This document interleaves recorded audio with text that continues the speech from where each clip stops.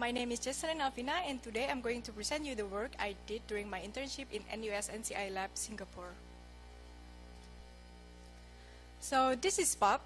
Bob is sitting inside a theater room, watching a movie he really likes, while expecting a very important email. So he wants to respond to this email right away when it comes to his phone. So what he does is he puts the ringer off and then puts it inside his trousers pocket, so when it vibrates, he can directly feel it.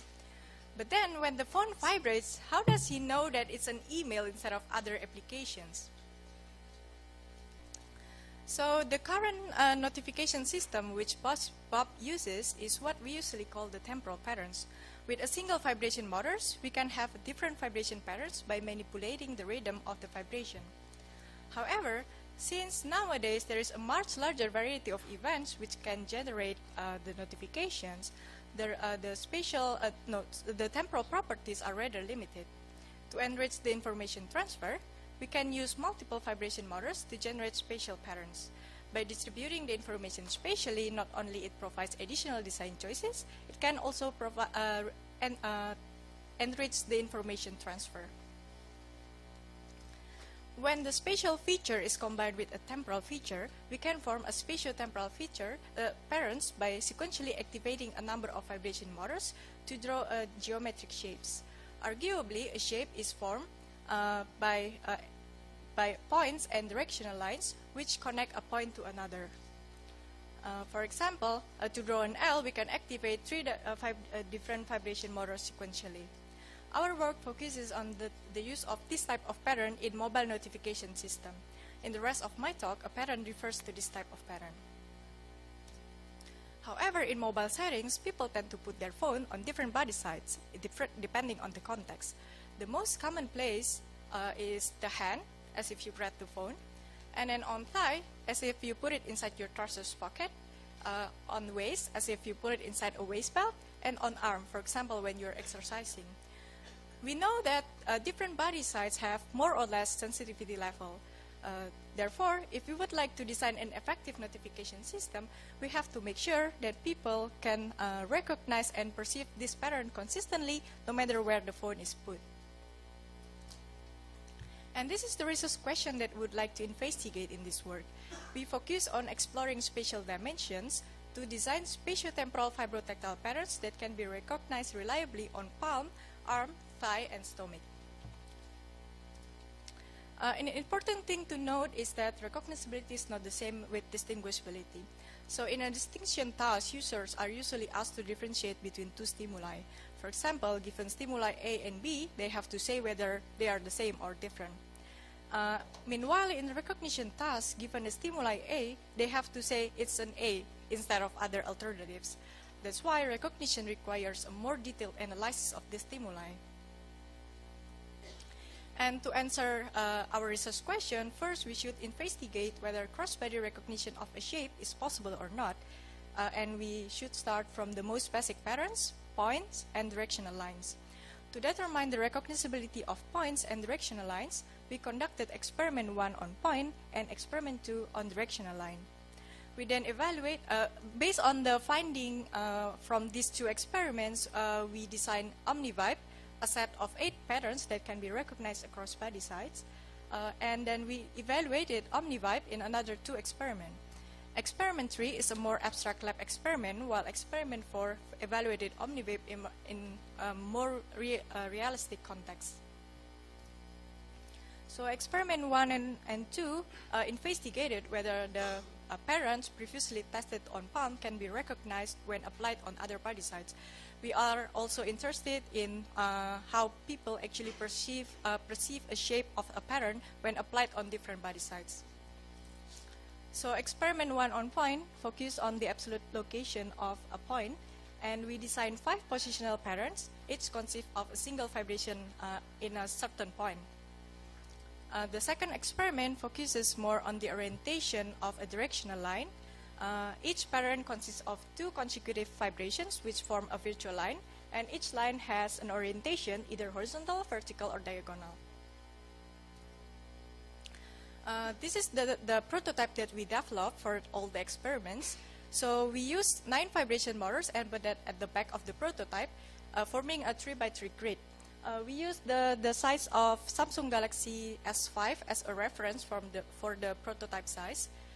And we make sure that both the dimension of the prototype and the configuration of the grid ensures that even people with small hands can have direct contact with the vibration motors. And the prototype is controlled using an Arduino Pro Mini microcontroller that communicates with the PC. During the experiment, participants sit in a chair with the prototype attached to their body. We measure the recognition rate as the only dependent variable. And instead of showing them the actual pattern, we ask them to draw the shape of the pattern based on what they feel instead. This is so later we can compare the actual versus the perceived shapes on each body side. And this graph visualizes the recognition rate of absolute location across body sides. The x-axis represents body sides, while the y-axis represents recognition rate in percentage. So from this graph, we can see that the overall recognition rate is low, which means people cannot localize the location of a point. This graph focuses on the recognition rate of orientation. The x-axis represents orientation, while the y-axis represents recognition rate in percentage. We can also see that the recognition rate overall is quite low, which means that people cannot recognize the orientation of a line very well when applied on different body sides. However, further analysis on the drawing revealed a very interesting finding about the perceived spatial orientation. So as an illustration, when we draw a top right arrow on the palm, people perceive it as it is. However, if we applied it on the arm, people perceive it as an arrow to the top left. It means people have mirrored perception towards the vertical axis. When applied on thigh, people perceive it as an arrow to the down left. It means people have perception that is inverted to both vertical and horizontal axis. And when, meanwhile, on waist, the perceived spatial orientation differs across participants. Some participants say it is an arrow to down left, some participants say it is an arrow to top left. So we found out that in fact a large number of errors were due to the inverted perception. So the experiments on point and directional lines revealed a potential problem when designing spatiotemporal vibrotactile patterns, which is participants have difficulties in localizing location of the point and the orientation of a directional line. We also know that perceived spatial orientation differs across body sides. And it is difficult to enforce a fixed orientation of the phone in real-life scenario. Thus, we cannot guarantee a consistent perception on any body parts. And furthermore, we are also limited in the size of the device. Thus, we cannot enlarge the gap distance between vibration motors to improve the recognition rate. However, we also observe a very interesting finding that even though people cannot reliably localize the absolute location, they can still tell whether 2 consecutive vibrations happen at the same location or not. Okay. So we use this finding as an opportunity to design a set of spatiotemporal vibrotactile patterns, which we call OmniVib.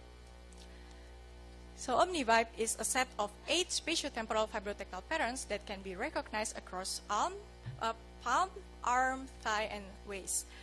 There are 2 main dimensions affecting the recognizability. First is the number of vibrations, and the second is the change of location. In OmniVib, variations based on the location of starting points and orientation do not matter. So the pattern generation works as follows. First, we have to specify the number of vibration motors to fill in a number of vibration slots. In the previous patterns that I just showed you, we chose to use a 2x2 grid, and we specify we would like to have 3 slots, which means no more than 3 vibrations in a pattern. And we also specify 3 different vibration motors presented in letter A, B, and C. So to form a pattern, we can now fill in each slot with a letter. For example, pattern ABC forms a pattern with 3 vibrations on 3 different locations. We can map each letter to any location we want, since variations based on absolute location cannot be reliably recognized across body sites anyway. Thus, the pattern ABC can be like this, or like this, and both of them are considered as one pattern. And we can also repeat a letter in a pattern as well as to choose only to include one or two vibrations. For example, pattern AA would look like this. We then evaluated the effectiveness of OmniVib in experiment 3. The procedure was the same as the previous studies. And this graph visualizes the recognition rate of OmniVib across body sites. The x-axis represents body sites, while the y-axis represents recognition rate in percentage. We can see that the recognition rate is significantly improved to 86.3%. And then there is also no learning effect observed. We suggest that the recognition of OmniVib patterns can be achieved with minimum training. So experiment 1 and 2 discovered the J-lanes, and then based on that we designed OmniVib. And in experiment D, we have evaluated the effectiveness of OmniVib in a lab study. So now we would like to investigate whether OmniVib still works well when used in a more realistic setting. So in experiment 4, we tried to mimic real-life scenario where users are engaged in a visual primary task. So first we introduced OmniVib on the palm, and then we asked participants to choose 5 out of 8 patterns to be mapped to 5 mobile applications. And then we asked them to imagine as if they are Bob. So they are sitting inside a movie theater watching a movie, and then they are also expecting a very important email. And then when the prototype attached to their body send a random notification, participant has to call out what kind of application generates the notification. And the test was done on 2 different body sites. First is on palm, and on another body site which participants preferred as where they usually put their phone, and all our participants chose thigh. And we found out that participants achieved a recognition rate of 87.5%. And considering the practice was done on palm only, this experiment suggests that the patterns can be recognized across multiple body sites. So to conclude from our studies, we can summarize several design guidelines to design spatiotemporal vibrotactile patterns which can be reliably recognized across body sites. We discovered the J-lanes that considering the sensitivity level of each body site, people have difficulties in localizing location of a point and the orientation of a directional line. We also know that perceived spatial orientation differs across body sites. And that's why we suggest designers to be careful about the symmetry problem when designing the set. For example, the green set on the right is probably better than the purple set on the left because the purple set contains 2 patterns which are the translation of each other. And one opportunity that we can take advantage is the fact that users are able to distinguish if 2 consecutive vibrations come from the same location or not. And this is what led us to design OmniVib, and then later found out that the numbers of vibrations and the change of locations are 2 strong differentiating factors. So number of vibration is not really a spatial dimensions, thus it's not affected by the symmetry problem.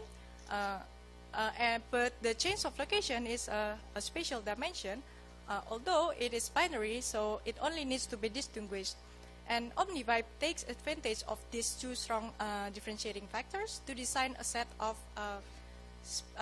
spatiotemporal vibrotactile patterns which can be recognized across body sites.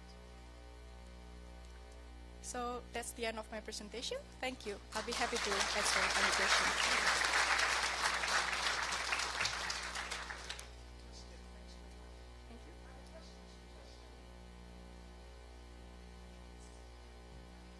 Zhao from University of Pittsburgh. Very interesting work, and I really like your multi-step systematic exploration of the design space. I have one question regarding how such kind of technology can be used in real world. in your study, I assume that your participants have a mental state that some vibration will happen. It may not be the case in real world because, for example, when we are driving, walking, we are not prepared that our device will be vibrating. So will that have a negative impact on the detection rate? And will adding some delimiters, for example, vibrating for a long time to indicate that you need to pay attention and then signal it, will that be useful to make it really practical in real world? Okay, so thank you. So to better understand, so I assume that you're asking about whether expectation of whether the phone is going to vibrate or not will affect the recognition, right? Yes, and whether some delimiter is necessary in real-world using scenarios. To remind that here we will have some vibration coming, so pay attention. Okay, so regarding expectations, in the paper we have mentioned that actually there is already a study saying that expectation doesn't matter regarding, so it does not significantly affect the recognition of a vibration. And about the timing or the how long it should vibrate and stuff, I think it's a little bit out of our investigation because we would like to focus on spatial dimensions in this specific work. But I think that it's a very interesting topic to continue to investigate for the future work. Thank you. Okay.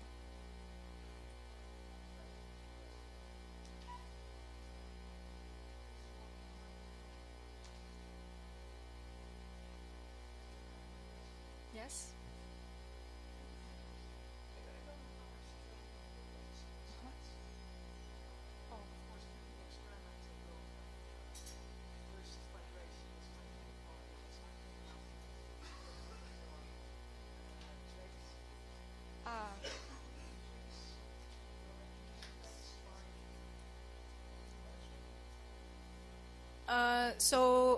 Regarding the perception, for example, we discovered that participants have this metrical problem about the perception. So maybe that it can be also trained and it can be also supported by the sensors or something.